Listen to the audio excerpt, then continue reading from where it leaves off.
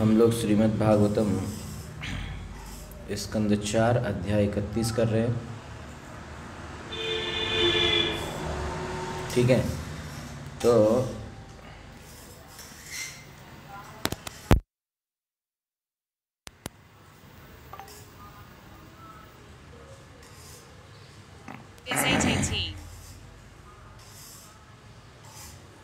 इसमें हमने कल किया था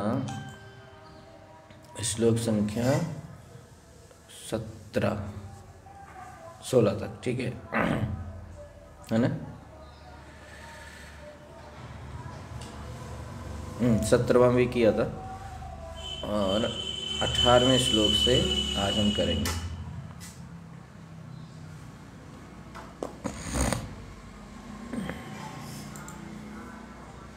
अठारह से 22, जिसमें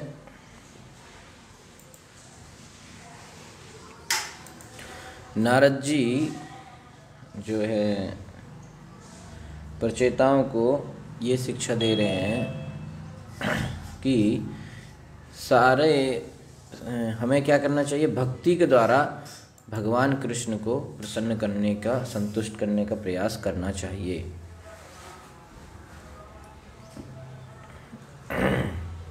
ठीक है,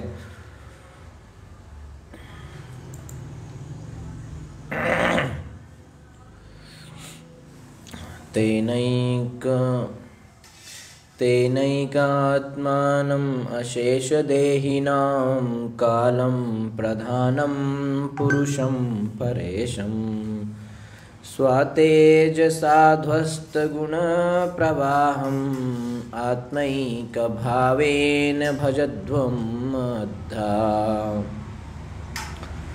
तेनैकमात्मानमशेषदेहिनां कालं प्रधानं पुरुषं परेशं स्वतेजसाध्वस्तगुणप्रवाहम् आत्मैकभावेन भजध्वमद्धा।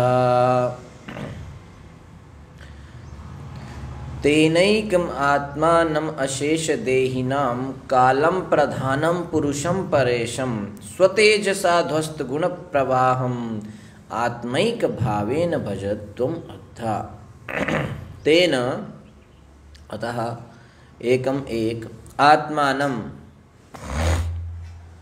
परमात्मा को, अशेष अनंत, देहिनाम जीवों का, कालम काल समय, प्रधानम भौतिक कारण, पुरुषम परम पुरुष, पर ईशम दिव्य नियंता, स्वतेजसा अपनी आध्यात्मिक शक्ति से, ध्वस्त विलग गुण प्रवाहम भौतिक प्रवाह से, आत्मा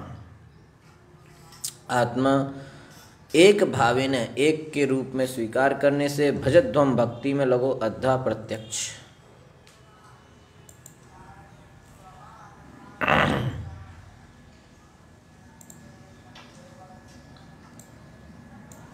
अनुवाद एवं तात्पर्य श्रील प्रभुपाद जी के द्वारा। श्रील प्रभुपाद की जय।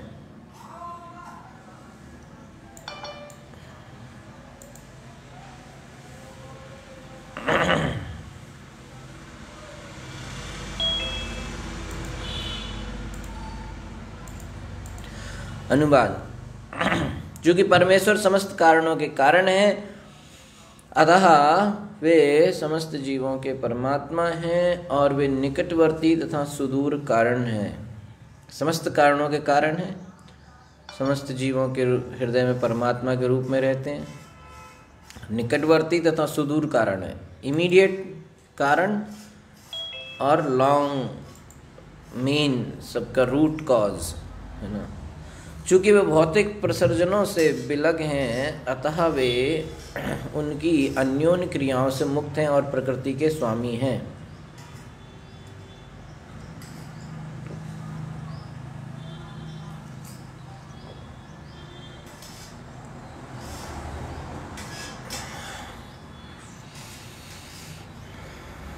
अतः तुम्हें उनसे गुणात्मक रूप से अपने आप को अभिन्न मानते हुए, गुणात्मक रूप से अपने आप को अभिन्न मानते हुए उनकी सेवा करनी चाहिए। ठीक है। तो वैदिक परिगणनाओं के अनुसार सृष्टि के 3 कारण हैं, काल, अवयव तथा सृष्टिकर्ता। ये तीनों मिलकर तृतीयात्मक अर्थात 3 कारण कहलाते हैं। इन्हीं 3 कारणों से संसार की सारी वस्तुएं उत्पन्न होती हैं। ठीक है। ये समस्त कारण भगवान में पाए जाते हैं, जैसे कि ब्रह्म संहिता में पुष्टि की गई है, सर्व कारण कारणम। इसलिए नारद मुनि प्रचेताओं को प्रत्यक्ष कारण भगवान की पूजा करने का उपदेश देते हैं कि समस्त कारणों के कारण भगवान श्री कृष्ण हैं, तो आप उन्हीं गोविंद की पूजा कीजिए। जैसा कि पहले कहा जा चुका है,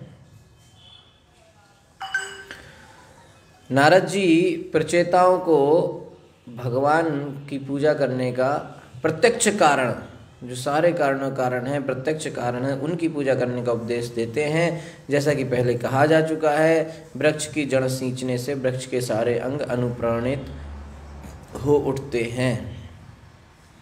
ठीक है। जैसा कि हमने पिछले श्लोक में देखा था कि जिस तरह से पेड़ के रूट में, जड़ में पानी डालने से सब पूरे पेड़ को तृप्त हो जाता है, पेट में खाना खाने से सारी इंद्रियां तृप्त हो जाती हैं, उसी तरह से भगवान गोविंद का भजन करने से सारे देवी देवता अपने आप ही जो है स्वतः संतुष्ट हो जाते हैं। तो नारद मुनि के उपदेशानुसार मनुष्य को सीधे भक्ति में लगना चाहिए, इसी में सारा पुण्य कर्म आ जाता है, और कोई पुण्य कर्म करने की आवश्यकता नहीं है। एकमात्र यही पुण्य कर्म काफी है, क्या? भगवान हरि कृष्ण की पूजा करना। चैतन्य चरितामृत का कथन है, कृष्ण भक्ति कैले सर्व कर्म कृत हुए। जब कोई भक्ति में परमेश्वर श्री कृष्ण की पूजा करता है तो वह स्वतः अन्य सारे पुण्य कर्म करता है, अपने आप सारे कर्म हो जाते हैं। माने कि उसके लिए फिर और कोई, जो कृष्ण की भक्ति कर रहा है, उसके लिए दूसरा कोई पुण्य कर्म करना बाकी नहीं रह जाता। ठीक है। इस श्लोक में स्वतेजसा ध्वस्त गुण प्रवाहम पद अत्यंत महत्वपूर्ण है। ये लाइन आ रही है, स्वतेजसा ध्वस्त गुण प्रवाहम।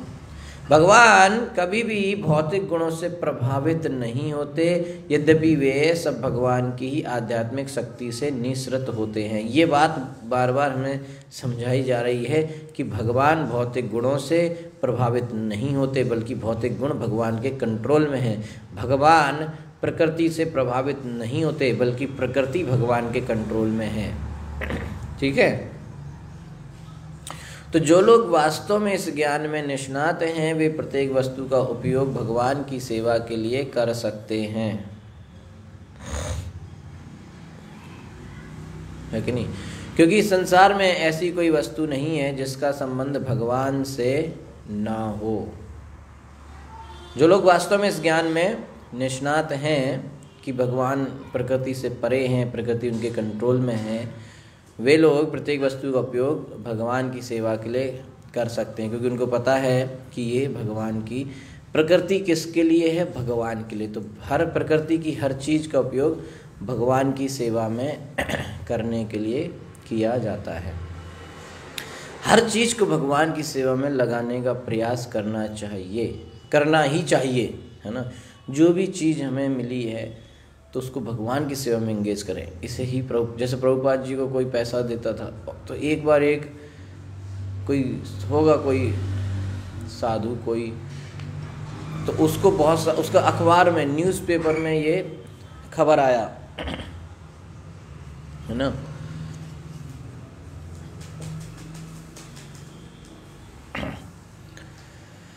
न्यूज़पेपर में ये खबर आया कि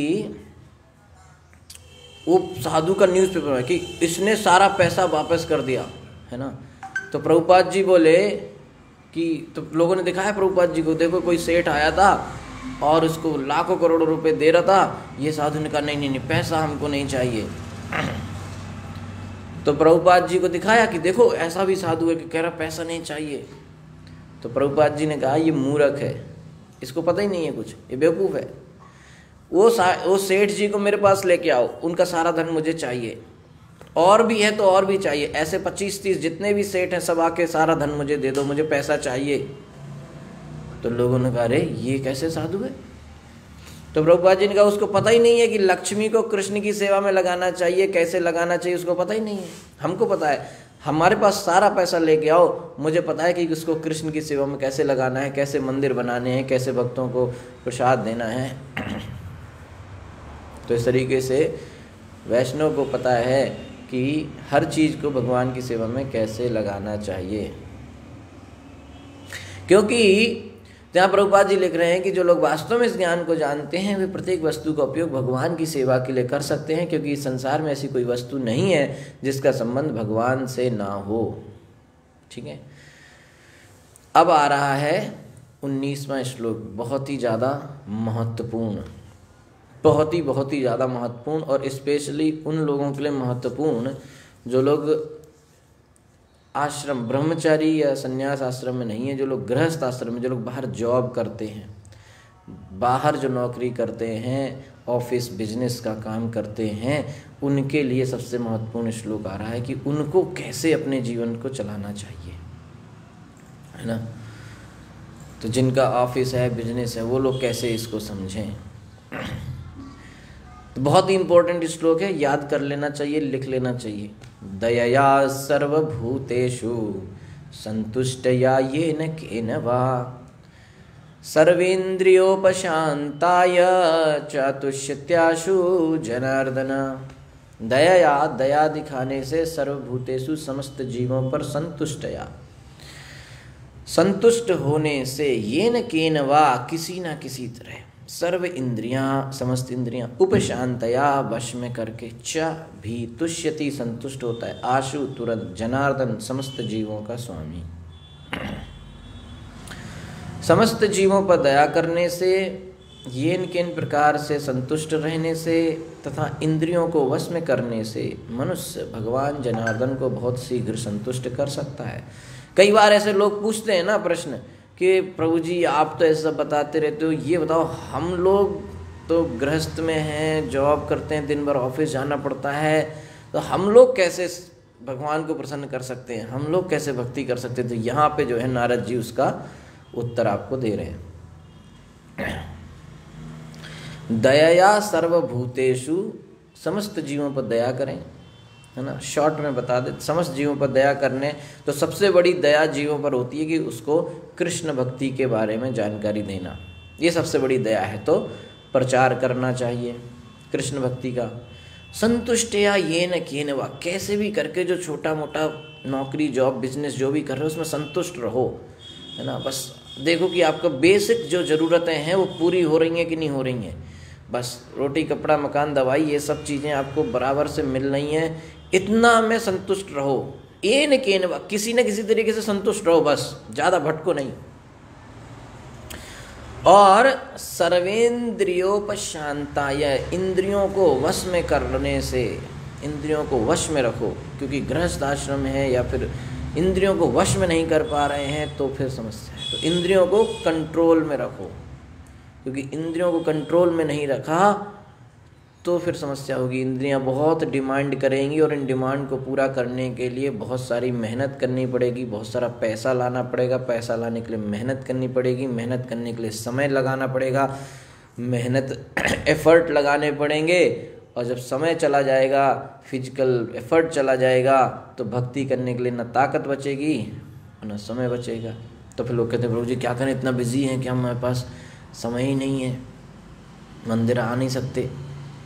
तो इसलिए यहाँ कहा है कि किसी अगर व्यक्ति संतुष्ट नहीं है किसी न किसी तरीके से, जैसे कहा है ना, समहाउ बी सेटिस्फाइड, जो जितने में है उतने में संतुष्ट रहो।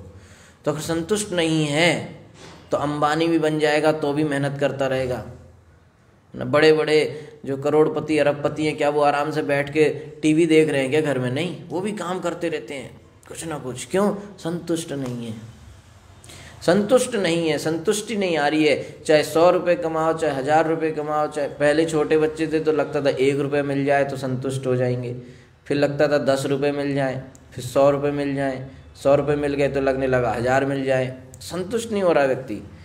फिर लगता था कि अब जब नौकरी, अपनी नौकरी लगेगी, तब जब पैसा आएगा तब हम संतुष्ट हो जाएंगे। तो अपनी नौकरी आई, हज़ारों रुपये आए हर महीने, लेकिन संतुष्ट हुए क्या? नहीं। फिर लगा कि हम मैनेजर बन जाएं तब संतुष्ट हो जाएंगे, मैनेजर बन गए, CEO बन गए, तो इस तरीके से संतुष्टि नहीं हो रहा है। तो जब तक हम संतुष्ट रहना नहीं सीखेंगे तब तक कितना भी कमा लें, कितना भी घर में अंदर रख लें, कितना बड़ा घर बन जाए, लेकिन समय नहीं मिलेगा भक्ति करने, क्योंकि हमेशा ये रहेगा कि और कर लें और आगे निकल जाएं। इसलिए यहाँ पर नारद जी समाधान बता रहे हैं कि पहला काम प्रचार कीजिए, जीवों पर दया कीजिए, ठीक है। दूसरा काम, किसी न किसी तरीके से संतुष्ट रहो, बस जो मिल जाए भगवान की कृपा समझ के संतुष्ट रहो। तीसरा, इंद्रियों को शांत रखो, बस। इससे क्या होगा? भगवान जनार्दन बहुत ही जल्दी आपसे संतुष्ट हो जाएंगे, प्रसन्न हो जाएंगे। तात्पर्य में श्रील प्रभुपाद जी लिख रहे हैं कि ये कुछ विधियां हैं जिनके द्वारा भक्त भगवान को संतुष्ट कर सकता है। इनमें सबसे पहली है दयया सर्वभूतेषु, अर्थात समस्त बद्ध जीवों पर दया दिखाना, है कि नहीं? तो दया दिखाने का, प्रभुपाद जी कह रहे हैं कि दया दिखाने की सर्वोत्तम विधि है कृष्ण भक्ति को फैलाना। सबसे अच्छा दया है कृष्ण भक्ति का प्रचार करना। संपूर्ण संसार इस ज्ञान के अभाव से पीड़ित है। लोगों को जानना चाहिए कि भगवान ही सभी वस्तुओं का मूल कारण है। लोग दुखी हैं, परेशान हैं, क्योंकि उनको नहीं पता कि उनके दुखों का समाधान भगवान के पास है। भगवान कृष्ण का ज्ञान उनके पास नहीं है, इसलिए वो पीड़ित हैं, परेशान हैं। तो सबसे बड़ी दया क्या है? कि उनको इस कृष्ण भक्ति का ज्ञान देना।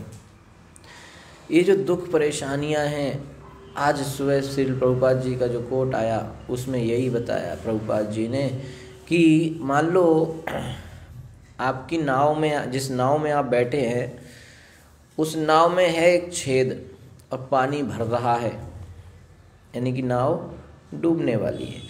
और हम लोग कंप्लेन कर रहे हैं कि ये नाव का मैनेजर सही नहीं है, यहाँ नाव में हमको बैठने की जगह नहीं मिल रही है, यहाँ नाव में हमको अच्छे से खाना नहीं मिल रहा है, ये नहीं है, वो नहीं है। तो क्या ये बुद्धिमानी है? ये सब कंप्लेन करने इसका फ़ायदा है क्या? या फिर इन छोटी छोटी बातों का समाधान ढूंढने का फ़ायदा है क्या? कोई फ़ायदा नहीं। क्यों? कितना भी तुम समाधान ढूंढो, नाव तो तुम्हारी डूबने वाली है। तो पहला समाधान क्या चाहिए कि इस डूबती नाव से बाहर निकलो, या फिर इसको रोको कि डूबे ना, है कि नहीं? या फिर दूसरी ऐसी नाव ढूंढो जिसमें जो डूब ना रही हो, जो हमारे नैया पार लगाए, है कि ना? तो वो बुद्धिमानी है। लेकिन लोग पड़े हुए हैं कि छोटी छोटी चीज़ों में अपना समय बर्बाद कर रहे हैं, छोटी छोटी लड़ाइयों में और पता नहीं किन किन चीज़ों में अपने आप का समय बर्बाद कर रहे हैं। उनको ये नहीं लग रहा है, ठीक है? तो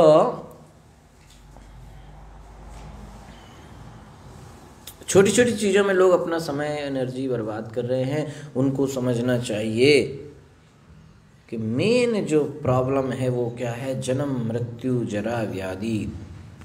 ये मेन प्रॉब्लम है। इससे बाहर निकलने का प्रयास करना चाहिए, ना कि छोटी छोटी बातों में लगे हैं, है ना? क्योंकि छोटी छोड़ो, कैसे भी करके संतुष्ट रहो, जो मिल गया ठीक है, भगवान कृपा से बहुत है। रोटी खाने को है ना, खाना मिल रहा है, कपड़े मिल रहे हैं, घर में रह रहे हैं, ठीक है, क्या दिक्कत है? सिंपल रहो, और सिंपल रहो और प्रयास करो कि बड़ी समस्या को कैसे तोड़ें, उसका समाधान ढूंढो। किसका? कि अगला जन्म ना हो भैया, और हमको बूढ़ा नहीं होना है। बुढ़ा होने के लिए तो बहुत लोग, बुढ़े होने से बचने के लिए बहुत लोग समाधान ढूंढ रहे हैं, ठीक है? वहाँ जाके बहुत सारे लोग बूढ़े होने से बचने के लिए बहुत सारे लोग समाधान ढूंढ रहे हैं। कई तरह की क्रीम व्रीम लगाते हैं, फेशियल कराते हैं, पता नहीं क्या क्या कराते हैं, बाल को सफ़ेद से काला, नीला, पीला, हरा, गुलाबी सब करवा रहे हैं। लेकिन समझने वाली बात है कि वो तो सब टेम्पररी सोल्यूशन है, अस्थाई। स्थाई क्या है? भगवान के धाम जाइए, नित्य नव यौवन पाइए। वहाँ पर कोई बूढ़ा नहीं होता, भगवान के धाम में कोई बूढ़ा नहीं होता, सब यंग रहते हैं। ये है, कोई बीमार नहीं रहता, है ना। तो ये है परमानेंट सोल्यूशन। तो ये 4 समस्याएं, जन्म मृत्यु जरा व्याधि दुख दोषानुदर्शनम, भगवान कहते हैं कि वही बुद्धिमान है जो इन चारों को जानता है कि ये असली दुख हैं। तो इन 4 चीज़ों पर कंट्रोल करने का प्रयास करना चाहिए।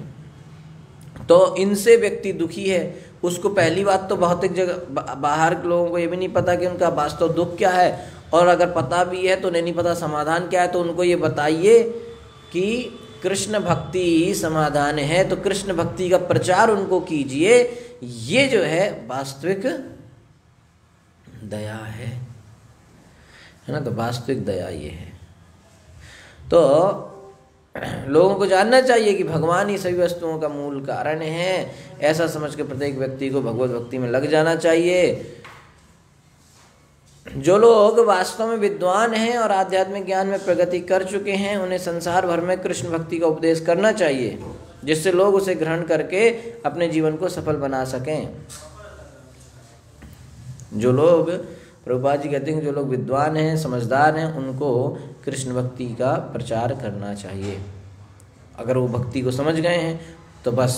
अब आप शुरू में नहीं जानते थे, अब आप भक्ति में आ गए हैं। अब हमारा क्या जिम्मेदारी है? हमको समझ में आ गया कि हरे कृष्ण महामंत्र जप करना चाहिए, गीता भागवत के आधार पर जीवन जीना चाहिए। तो हमारा कर्तव्य है कि अब हम प्रचार में लगे, लोगों को समझाएं। नहीं कर पा रहे हैं तो जो कर रहा है उसकी मदद तो करें एटलीस्ट।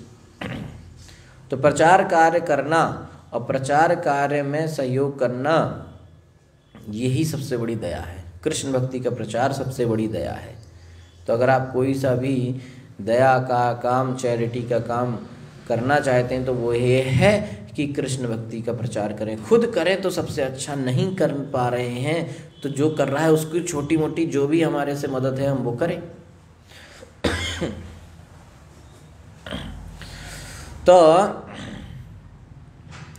इस तरह से प्रभुपाद जी कह रहे हैं कि कृष्ण भक्ति का उपदेश करना चाहिए, जिससे लोग उसे ग्रहण करके अपने जीवन को सफल बना सकें। ठीक है कि नहीं? सर्वभूतेषु शब्द सार्थक है, क्योंकि यह न केवल मनुष्यों के लिए बल्कि 84 लाख योनियों में प्रकट होने वाले समस्त जीवों के लिए आया है। दया सर्वभूतेषु, अगला इंपॉर्टेंट पॉइंट ये है कि सर्वभूतेषु माने सारे जीवों पर दया की बात चल रही है, न कि सिर्फ इंसान पर। तो आप देखिए कि भागवतम का जो एरिया है वो कितना ब्रॉड है ना। भागवतम का जो एरिया है वो कितना ब्रॉड है। यहाँ सिर्फ एक धर्म की बात नहीं चल रही है, एक जाति की बात नहीं चल रही है, यहाँ पर एक मनुष्य प्रजाति की भी बात नहीं चल रही, यहाँ पर समस्त जीवों की बात चल रही कि समस्त जीवों पर दया करो। कई लोग सोचते हैं बस अपने धर्म के लोगों को छोड़ दो, बाकियों को मार डालो। कई लोग सोचते हैं कि अपनी जाति अच्छी, बाकी सब खत्म हो जाए, हमारी जाति रहे। कई लोग सोचते हैं हमारा ही देश के लोग बचें, बस बाकी देश के लोग मर जाएं, हमारा देश का राज्य हो जाए। अपना देश का व्यक्ति है तो उस पर दया करेंगे, बाहर का तो नहीं करेंगे। अपनी जाति का है तो करेंगे, नहीं तो नहीं करेंगे। अपने धर्म का है तो उस पर दया करेंगे, नहीं तो नहीं करेंगे। तो भागवतम यहाँ पर हमको ये नहीं सिखा रहा है। भागवतम हमको सिखा रहा है दया सर्वभूतेषु, समस्त जीवों पर दया करो। ये है हमारा ब्रॉड अंडरस्टैंडिंग, सनातन धर्म का अंडरस्टैंडिंग है सर्वभूतेषु, है ना।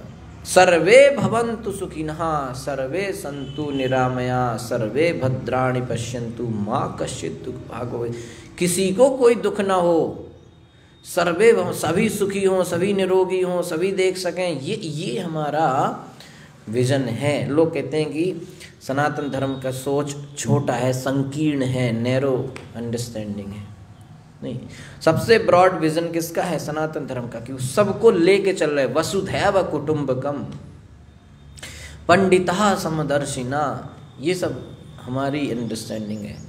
तो सबसे ब्रॉड विजन सनातन धर्म का है। दयया सर्वभूतेषु, समस्त जीवों पर दया हो, क्योंकि यह न केवल मनुष्यों के लिए बल्कि 84 लाख योनियों में प्रकट होने वाले समस्त जीवों के लिए आया है। चाहे वो मच्छर हो, चाहे कॉकरोच हो, चाहे बकरी हो, चाहे चिकन हो, चाहे गाय हो, बकरी, कुछ भी हो, दया करनी चाहिए।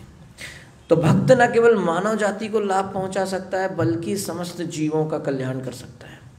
प्रत्येक व्यक्ति हरे कृष्ण महामंत्र के जप से आध्यात्मिक लाभ उठा सकता है। जब हरे कृष्ण की दिव्य ध्वनि का उच्चारण किया जाता है, हरे कृष्ण कृष्ण कृष्ण हरे हरे, हरे राम राम राम हरे हरे, जब हरे कृष्ण महामंत्र का उच्चारण आता है तो जो भी इसको सुनेगा, जिसके भी कान में ये जाएगा, उसका उद्धार होगा, उसका कल्याण होगा, कुछ ना कुछ उसका फायदा होगा।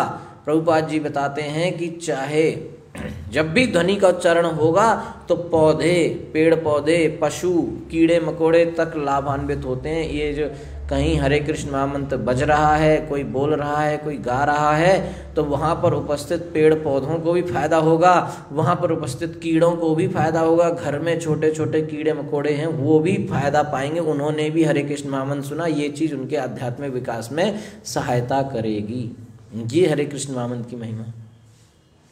इस प्रकार हरे कृष्ण महामंत्र का उच्च स्वर से कीर्तन करके मनुष्य समस्त जीवों पर दया करता है, इसलिए संकीर्तन करना चाहिए। संकीर्तन जोर जोर से हरे कृष्ण कृष्ण कृष्ण हरे हरे, हरे राम राम राम हरे हरे, जोर जोर से हरे कृष्ण का कीर्तन करेंगे तो दूर दूर तक आवाज़ जाएगी, तो हर व्यक्ति का कल्याण होगा, हर जीव जंतु का कल्याण होगा, पेड़ पौधों का कल्याण होगा, समस्त जीव, किसी भी योनि में जो जीव हैं उन सब का कल्याण होगा। जिस जिसको वो आवाज़ हरे कृष्ण महामंत्र की आवाज़ सुनाई देगी, उन सभी को फायदा होगा। इसलिए जोर जोर से बोलना चाहिए, हरे कृष्ण कृष्ण कृष्ण हरे हरे, हरे राम राम राम हरे हरे।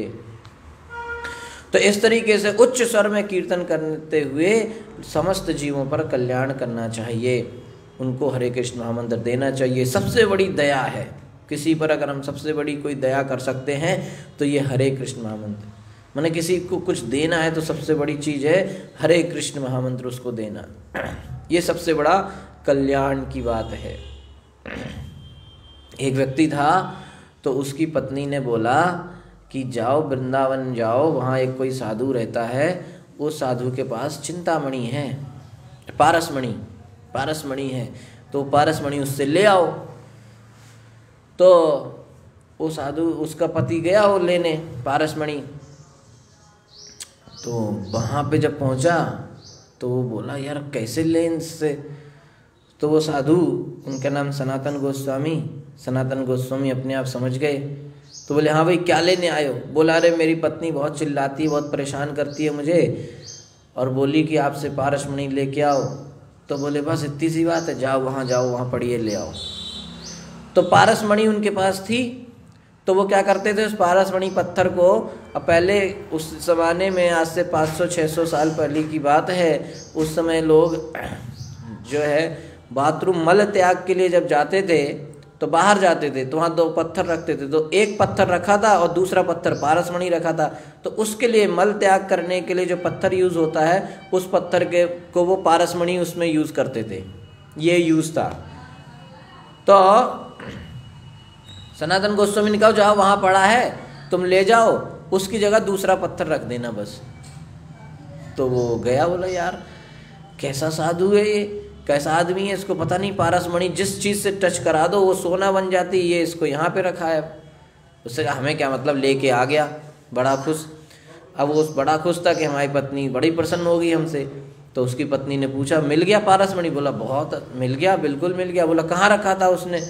तो उसकी पत्नी बोली कि पारसमणि देने से पहले कुछ पूछा? बोला कुछ नहीं पूछा, वो तो वहाँ पड़ा था, वो मल त्याग करने की जगह में उसको यूज़ करते थे।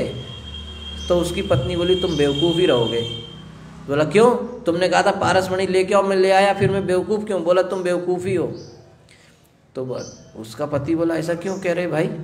तो पत्नी बोली तुमको सोचना चाहिए कि जो व्यक्ति पारसमणि को मल त्याग वाली जगह में प्रयोग कर रहा है इसका मतलब उसके पास कोई और बहुमूल्य चीज होगी, वो मांगना चाहिए था जब वो देने के लिए तैयार है। तो बोली तुम जाओ, वापस जाओ, अब उससे वो दूसरी कोई बहुमूल्य चीज जो उसके पास है वो लेके आओ। तो वापस आया तो सनातन गोस्वामी ने कहा भाई क्या हुआ? तो बोला वो हमारी पत्नी फिर डांट रही है, बोल रही है कि तुम्हारे पास कोई और बड़ी चीज है। तब तो तुम पारसमणि को ऐसी जगह पे यूज करते हो।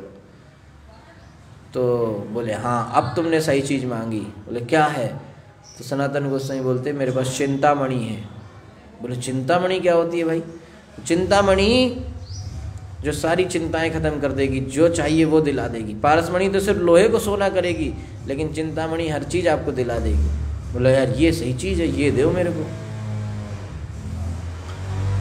तो बोला ये चिंतामणि क्या होता है? सनातन गोस्वामी बोला चिंतामणि होता है हरिनाम चिंतामणि, हरे कृष्ण कृष्ण कृष्ण हरे हरे, हरे राम राम राम हरे हरे। और ये महामंत्र उसको दे दिया और उसने जैसे जपना चालू करा उसको दिव्य आनंद मिला। वो फिर अपने पत्नी के पास गया ही नहीं, वो वृंदावन में ही सेट हो गया। बोला अब तो क्या, अब चिंतामणि मिल गई, अब हमें पत्नी की क्या चिंता। तो इसलिए सोच समझ के ठीक है। तो सबसे बड़ी दया है कि किसी को हरे कृष्ण महामंत्र के बारे में जानकारी देना। संसार भर में कृष्ण भावनामृत आंदोलन को फैलाने के लिए भक्तों को सभी परिस्थितियों में प्रसन्न रहना चाहिए। भगवान के श्रील प्रभुपाद कह रहे हैं कि प्रचार करना चाहिए किसी भी तरीके से, और जैसी भी परिस्थिति में प्रचार करना पड़े व्यक्ति को प्रसन्न रहना चाहिए, संतुष्ट रहना चाहिए। नारायण परः सर्वे न कुतश्चन बिभ्यति, स्वर्गापवर्ग नरेकेष्वपि तुल्यार्थदर्शिना। भक्त को उपदेश कार्य के लिए नरक में भी जाना पड़े तो उसे परवाह नहीं रहती। अगर प्रचार करने के लिए नरक में भी जाके प्रचार करना पड़े तो भक्त जाने के लिए तैयार रहता है। स्वर्गापवर्ग नरकेष्वपि तुल्यार्थदर्शिना।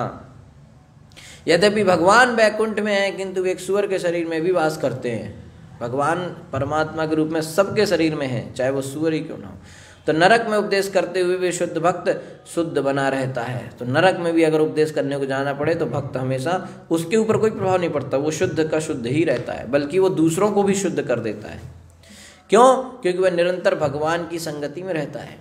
इस दशा को प्राप्त करने के लिए मनुष्य को अपनी इंद्रियां वश में रखनी होती हैं। इंद्रियों को वश में रखना चाहिए। जब उसका मन भगवत भक्ति में रत होता है तो इंद्रियां स्वतः वश में हो जाती है। तो इंद्रियों को वश में करने का सबसे अच्छा तरीका है कि मन बिल्कुल भगवान में लगा रहे। मन भगवान में लगा रहेगा तो इंद्रियां अपने आप कंट्रोल में रहेंगी। तो इस तरीके से ये है समाधान। क्या समाधान है? कि दयया सर्वभूतेषु संतुष्टया येन केन वा सर्वेन्द्रियोपशांताया च तुष्यत्याशु जनार्दना। भगवान को प्रसन्न करने के लिए 3 चीजें बताई हैं। इंद्रियों को पहली है कि दूसरों पर, सभी जीवों पर दया करो। तो सभी जीवों पर दया करने के लिए क्या समाधान प्रभुपाद जी बताया कि उनको कृष्ण भक्ति का प्रचार करो और जोर जोर से संकीर्तन करो, ताकि सभी जीव, पेड़ पौधे, जीव जंतु भी कल्याण पा जाएं। और कैसे भी करके जो भी भगवान की कृपा से छोटा मोटा जो भी आपको मिल रहा है उसमें आप संतुष्ट रहो। ज़्यादा हैंकरिंग मत रखो कि और आ जाए और आ जाए और आ जाए। ये तृष्णा को ख़त्म करो, संतुष्ट रहो। बस भगवान की कृपा से सब कुछ है, संतुष्ट रहो और प्रचार कार्य में लगे रहो। और भजन इतना ज़्यादा करो कि मन बिल्कुल शांत रहे, इंद्रियां बिल्कुल कंट्रोल रहे। ये 3 चीज़ हैं समाधान। बस ये 3 चीज कर लिया, जनार्दन प्रसन्न, भगवान कृष्ण आपसे प्रसन्न है। ठीक है कि नहीं? तो ये जो है 19वें श्लोक में ये समाधान आपको बताया जा रहा है। इसके बाद 20 तो 18, 19, 20, 21, 22 कल करेंगे।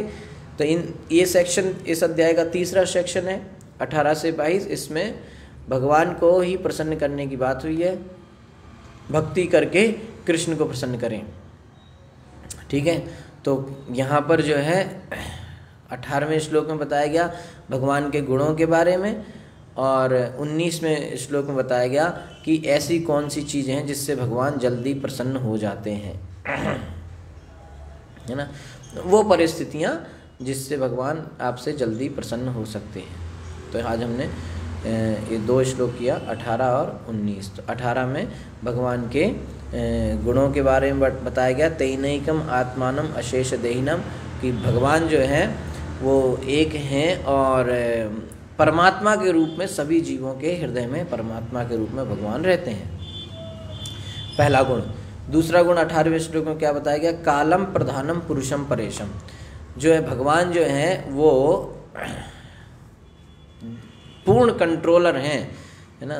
भगवान सबको नियंत्रण करने वाले हैं, माने कि और सर्व कारण कारणम है। रिमोट कारण और इमीडिएट काज, इमीडिएट काज और रिमोट काज दोनों भगवान हैं।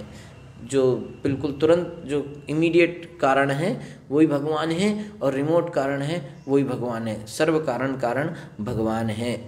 परम पुरुष कालम प्रधानम पुरुषम परेशम, परम पुरुष भगवान हैं और दिव्य कंट्रोलर है ना, सब कुछ नियंत्रण करने वाले भगवान हैं। स्वतेजसा ध्वस्त गुण प्रवाहम, और तीसरा गुण क्या बताया गया है तीसरी लाइन में, कि भगवान भौतिक प्रवृत्ति के गुणों से ऊपर हैं, प्रवाहित नहीं, उनसे प्रभावित नहीं होते। He is aloof from material interactions by his spiritual energy. भगवान जो हैं प्रकृति और प्रकृति के 3 गुणों से ऊपर हैं, वो उनको कंट्रोल करते हैं।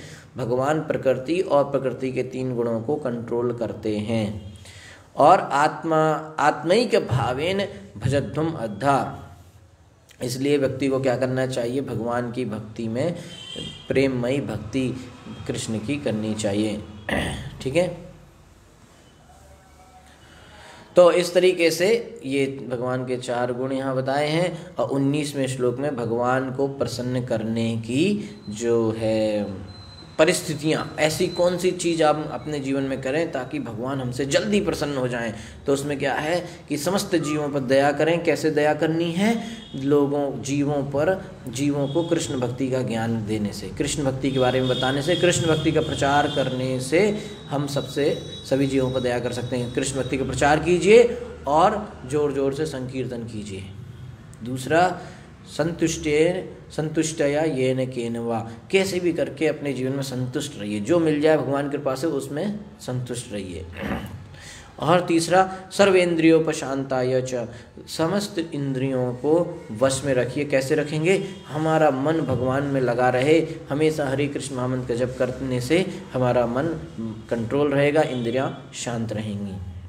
तो इस तरीके से भगवान जनार्दन, सुप्रीम लॉर्ड भगवान कृष्ण हमसे प्रसन्न हो सकते हैं। ठीक है, अब 20वें श्लोक में बताया जाएगा भगवान का भक्तों के साथ संबंध। भक्त और भगवान के बीच में किस तरह का संबंध होता है ना, किस तरीके से 21 में बताया जाएगा भगवान किस तरीके से जो है भक्तों से और अभक्तों से और जो भक्त नहीं है उनसे भगवान कैसे आदान प्रदान करते हैं, कैसे इंटरेक्ट करते हैं, रेसिप्रोकेट करते हैं। और 22वें श्लोक में बताया जाएगा कि भगवान, स्पेशली भगवान का जो प्रेम है उनके भक्तों के लिए वो क्या है। ठीक है, तो इस तरीके से ये हम कल करेंगे। Hare Krishna. Thank you so much. Srila Prabhupada की जय, ग्रंथराज श्रीमद् भागवतम की जय, अनंत कोटि वैष्णव वृंद की जय।